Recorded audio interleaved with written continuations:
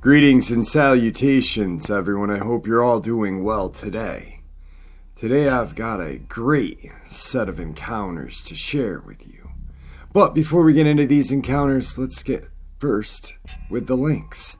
The first link I'd like to share with you is Tromic's Lead Delivery System, home of the original 458 SOCOM owned by Tony Moore, a true American. He designed an AR upper to be attached to your existing AR lower and blast 458 instead of 223 or 556. He designed this for our troops in the Middle East to stop truck bombs. Straight across the board, guys, if 458 is going to stop a truck, it's going to stop the dog man. Tromic's link is in the description below, and check out some of Tony's other great products. On to my links. As you know, I rely on my Patreon, my PayPal, and my merch to help this channel to continue to grow and go. Those links are in the description below. I also have a second channel for creepypasta, fanfiction, and scary voice acting. Stories that don't fit on this channel.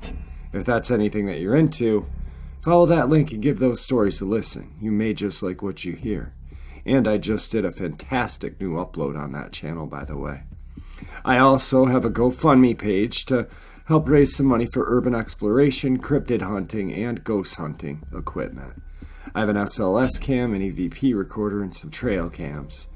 And I just fired up the SLS cam to see how things are going with it. It's going to be a fun time making these videos, I can tell. Now, I've taken enough of your time.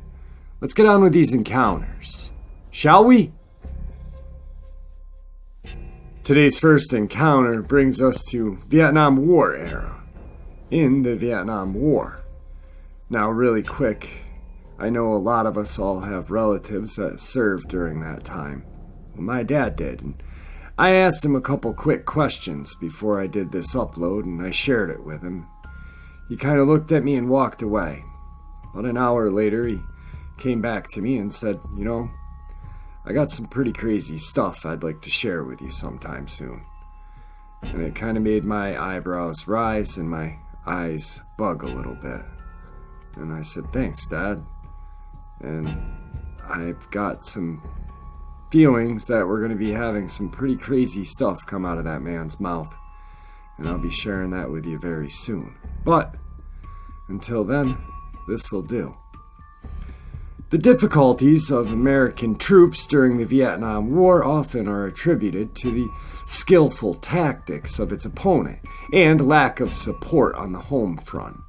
But U.S. forces were hampered by another stealthy enemy in Southeast Asia: vampires. From the beginning, combat in Vietnam jungles presented new challenges for American troops. The Army, in particular, was trained and equipped for conventional, mechanicalized wars, such as what they had faced in Europe.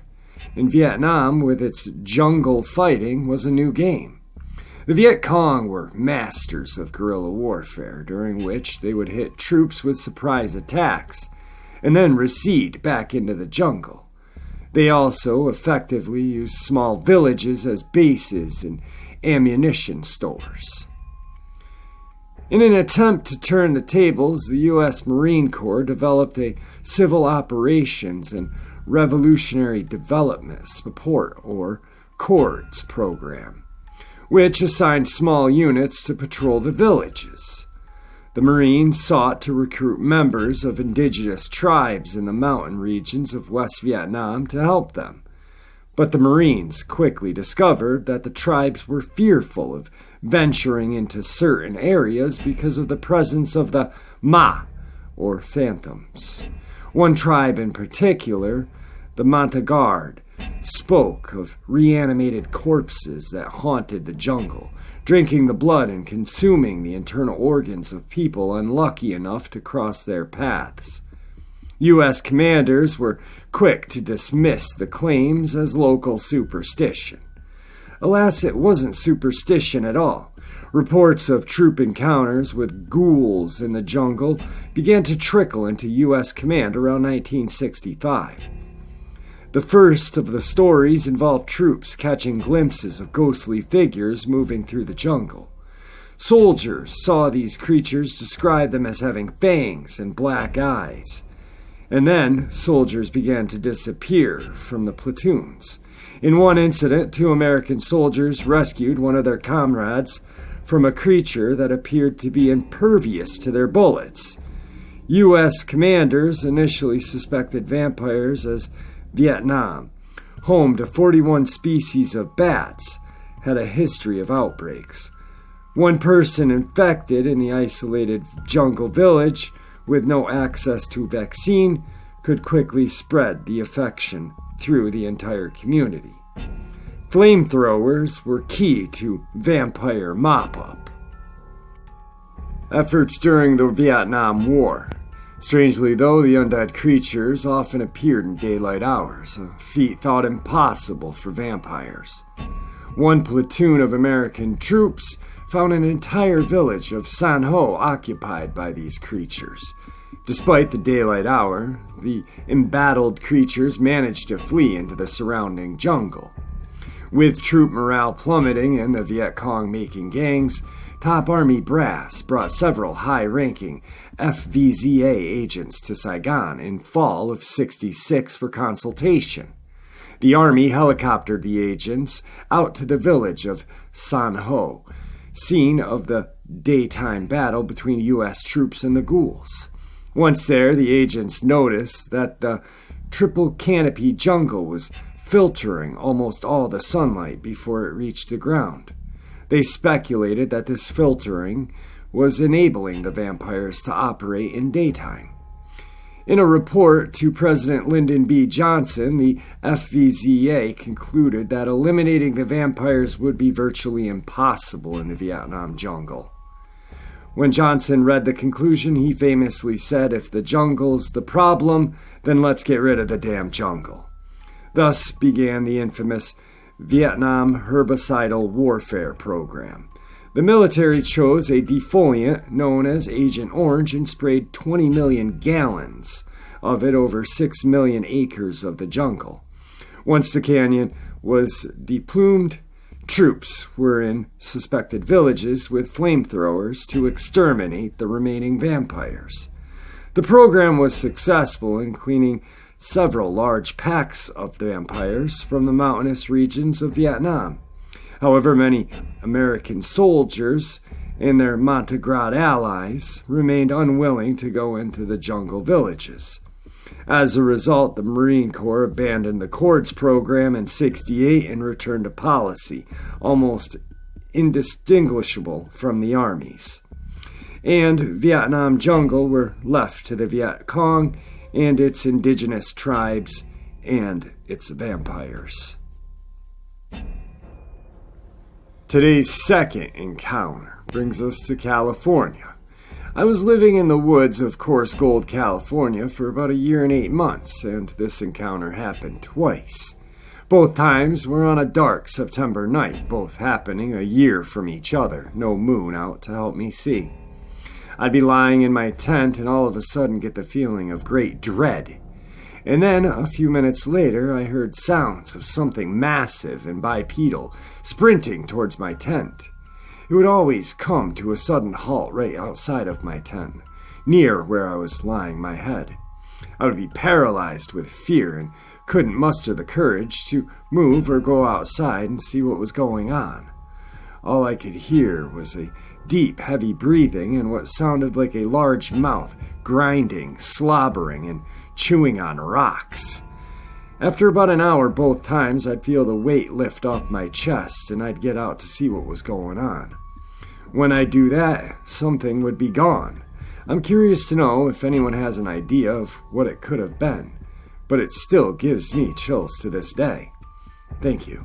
This happened on native land. I don't know if that helps or not. There were grinding holes about 10 feet from my camp, and broken arrowheads everywhere. Today's third encounter. During the warm Canadian summer, I was outside with a friend around 7 at night. We went to a ravine forested area just to hang out. That's when I stumbled on some kind of white meat-looking stuff, and it smelled horrible. It wasn't fish meat, even though I found it in shallow water. I know it wasn't fish meat because it was too white, no texture at all, and it was large, about a foot long. I found the meat in several places, and after that continued to mind my own business. It was getting a little dark, so we decided to head back.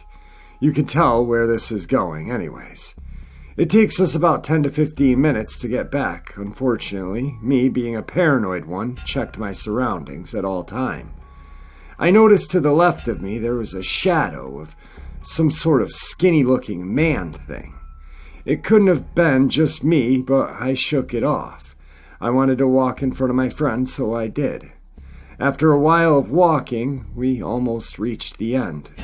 This time, we were in a field. Looking this time to my right, about 50 feet away, was a couple of trees, and near those trees, I saw the shadow thing again. First of all, I bolted away, looking back, and saw it disappear. I'm assuming my friend thought I wanted to get home fast because he didn't ask.